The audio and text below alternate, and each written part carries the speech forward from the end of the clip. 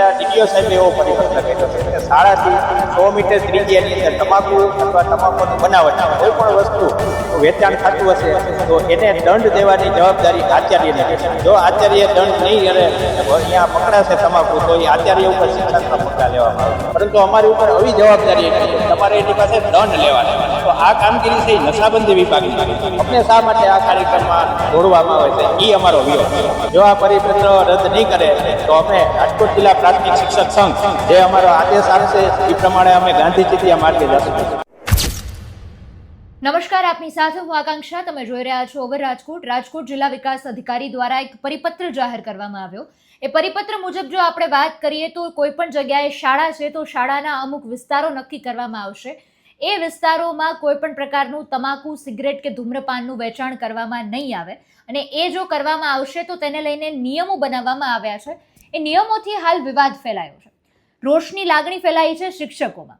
આખી આપણે વિગતે ચર્ચા કરીએ તો જે પરિપત્ર જાહેર કરવામાં આવ્યો છે રાજકોટ જિલ્લા વિકાસ અધિકારી અનંદુ સુરેશ ગોવિંદે, તેમણે આ પરિપત્રમાં એ રીતે વાત કરી છે કે આપણે જાણીએ છીએ કે કોઈ પણ વિદ્યાર્થીઓ શાળાએ જાય છે અને તેના આસપાસના વિસ્તારોમાં જો આ રીતે ગુટકા, પાન, ધૂમ્રપાનની દુકાનો આવેલી હોય અને ત્યાં કોઈ પણ વ્યક્તિ જો ધૂમ્રપાન કરે છે તો એ વિદ્યાર્થીઓ સરળતાથી એ દ્રશ્ય જોવે છે અને દરરોજ એકને એક દ્રશ્ય જો જોવામાં આવે તો તેના માનસપટ પર તેની નકારાત્મક અસર થતી હોય છે. આટલું જ નહીં, ઘણીવાર ઘરના વડીલો છે, ઘરના મોટા લોકો છે, એ પણ નાના બાળકોને, વિદ્યાર્થીઓને, યુવાનોને પોતાના માટે ધૂમ્રપાન કે ફાકી કે ગુટકા, તમાકુ લેવા માટે મોકલતા હોય છે. તો આ દરેક બાબતો છે તેની એ વિદ્યાર્થી, એ યુવક પર, માનસપટ પર ખૂબ નકારાત્મક અસરો થતી હોય છે.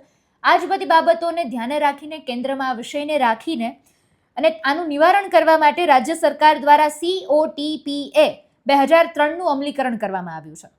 COTPA 2003 શું છે? Cigarettes and other tobacco products act. એની કલમ 6 એ અંતર્ગત 18 વર્ષથી નીચેની વયની વ્યક્તિઓને તમાકુના વેચાણ તેમજ ખરીદ ઉપર પ્રતિબંધ મૂકવામાં આવેલો છે. આ જ અધિનિયમની કલમ 6B મુજબની આપણે જો વાત કરીએ તો કોઈ પણ શૈક્ષણિક સંસ્થાઓની 100 મીટરની ત્રિજ્યાની અંદર, એટલે કોઈ પણ શાળા આવેલી છે, શાળાના 100 મીટરની ત્રિજ્યા એટલે ફરતા આપણે વિસ્તારની વાત કરીએ તો 100 મીટરની અંદર કોઈ પણ પ્રકારના તમાકુની બનાવટનું વેચાણ કરવું એ કાનૂની ગુનો છે. આ જ અધિનિયમ કલમ 4 અન્વયે અધિનિયમમાં ઉલ્લંઘન સામે દંડ લાદવો અને દંડને એકત્રિત કરવા માટે શાળાના આચાર્યો અને શિક્ષકોને અધિકૃત કરવામાં આવેલા છે. હવે આ જ બાબતને લઈને અત્યારે વિવાદ સર્જાયો છે કે વેચાણકર્તાઓ આ અધિનિયમની જોગવાઈ અન્વયે દંડાત્મક કાર્યવાહી કરવાની રહેશે. વધુમાં તેમણે એવું પણ કીધું છે કે ગ્રામ પંચાયત અંતર્ગત આવતી જેટલી પણ શાળાઓ છે એની આસપાસના તમાકુના ઉત્પાદનો વેચતી દુકાનો કાર્યરત ન રહે તે બાબત આચાર્ય અને સરપંચ દ્વારા નક્કી કરવામાં આવશે. આ બાબતે શાળાઓની આકસ્મિક મુલાકાત દરમિયાન જો આવી કોઈ પણ બાબત ધ્યાને આવશે તો એ શાળાના જે મુખ્ય શિક્ષક છે, આચાર્ય છે કે સરપંચ છે તેની સામે કાર્યવાહી કરવામાં આવશે. એટલે આ રીતે આચાર્ય છે, શિક્ષકો છે, તેમને જવાબદાર ઠેરવવાની વાત છે, તેની સામે કાર્યવાહી કરવાની વાત છે, જેને લઈને સંઘર્ષ ઊભો થયો છે. હવે 100 મીટરની ત્રિજ્યામાં તમાકુનું વેચાણ થતું હોય તો તેના માટે જવાબદાર આચાર્ય રહેશે. તો એમનો સવાલ એ છે કે તેમને બાળકોને ભણાવવાના કે દંડ ઉઘરાવવાનો? પોલીસનું કામ તેમને કરવાનું રહેશે, જેને લીધે અત્યારે ગ્રામજનો સાથે સંઘર્ષ ઊભો થયો છે. તેમની જિલ્લા વિકાસ અધિકારીને વિનંતી છે કે તેમને આ કામગીરીમાંથી બાકાત રાખવામાં આવે અને પંચાયત વિભાગના કર્મચારીઓના કામગીરી સોંપવામાં આવે.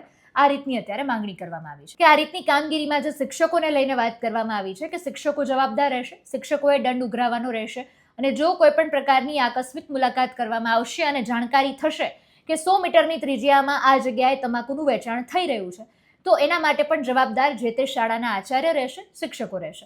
એટલે વિવાદ એ જ છે કે એમને આ કામગીરીમાંથી બાકાત રાખવામાં આવે. આ એમની જવાબદારી નથી, એમની આ કામગીરી નથી. આ કામગીરી જેની છે એ કર્મચારીઓને આપવામાં આવે. સમગ્ર મામલાને લઈને શું પ્રતિક્રિયા આવી છે તેના પર નજર કરીએ. વાળા કિરીટસિંહ, મહામંત્રી રાજકોટ જિલ્લા પ્રાથમિક શિક્ષક સંઘ. ત્યારે ડીડીઓ સાહેબે એવો પરિપત્ર કર્યો છે કે શાળાથી 100 મીટર ત્રિજ્યાની અંદર તમાકુ અથવા તમાકુની બનાવટની કોઈ પણ વસ્તુનું વેચાણ થતું હશે તો એને દંડ દેવાની જવાબદારી આચાર્યની રહેશે. જો આચાર્ય દંડ નહીં કરે ને અહીંયા પકડાશે તમાકુ તો એ આચાર્ય ઉપર શિક્ષાત્મક પગલાં લેવામાં આવશે. તો આ પરિપત્ર સામે અમારો વિરોધ છે. કેમ કે અમે ત્યાં વર્ષોથી નોકરી કરતા હોય, એ ગામ લોકોના સંપર્કમાં હોય તો અમને સંઘર્ષમાં ઉતારવાની વાત છે. બાકી 30% બહેનો હોય છે આચાર્ય તરીકે. તો આ બહેનો શું પાનના ગલે જઈ અને આ દંડ લેશે? આ માટેનો અમારો સખ્ત વિરોધ છે. એટલે લોક જાગૃતિ માટે અમે ઘણા બધા કાર્યક્રમો કરી છે. શાળાની અંદર શાળાની બહાર કે ભાઈ તમાકુ છે એ નુકસાનકારક છે. બાળકોને પણ અમે કહી છે પ્રાર્થનાની અંદર, અને જે દુકાને જઈ અને પણ અમે બેનર પણ લગાડેલા છે કે તમાકુ ખાવું ના જોઈએ, આપણે નુકસાનકારક છે.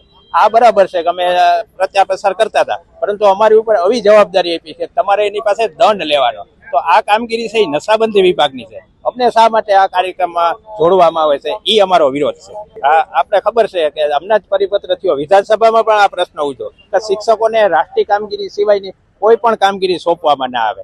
આપણે બધાને ખ્યાલ છે કે હમણાં SIR ની કામગીરી કરી, ખંતથી બધા શિક્ષકોએ કામ કરી. હમણાં વસ્તી ગણતરી આવે છે તો એ રાષ્ટ્રીય કામગીરી સમજીને અમે બધા કરી છે, પરંતુ આવું જે વધારાની કામગીરી છે કે લોકો એ સંઘર્ષમાં ઉતારવાની કામગીરી આવે છે, એમાં અમારો સખત વિરોધ છે. થોડા દિવસ પહેલા એવો પણ પરિપત્ર કે ગામમાં કૂતરા પણ ગણવાના, તો આ બાબતનો અમારો સખત વિરોધ છે. રાજકોટ જિલ્લાના જે આપણે 4000 શિક્ષકો છે, બરાબર, રાજકોટ જિલ્લાના, તો બધા ગામ દીઠ બધા આચાર્ય અને શિક્ષકોને આ કામગીરીમાં માટેના ઓર્ડર કર્યા. જો આ શિક્ષકો આ કામગીરી નહીં કરે તો એની ઉપર પગલાં લેવામાં આવશે. આવો પરિપત્ર કર્યો છે, એ બાબતનો અમને સખ્ત વિરોધ છે. જો આ પરિપત્ર રદ નહીં કરે તો અમે રાજકોટ જિલ્લા પ્રાથમિક શિક્ષક સંઘ જે અમારો આદેશ આપશે એ પ્રમાણે અમે ગાંધી ચિંધ્યા માર્ગે જશું. એટલે આ રીતનો આખો મામલો અત્યારે બની ગયો છે. આવનારા સમયમાં ખબર પડશે કે શું નવી અપડેટ સામે આવે છે. સમગ્ર મુદ્દાને આપ કઈ રીતે જુઓ છો કમેન્ટમાં જણાવજો. ફરી મળીશું. મને રજા આપશો. નમસ્કાર.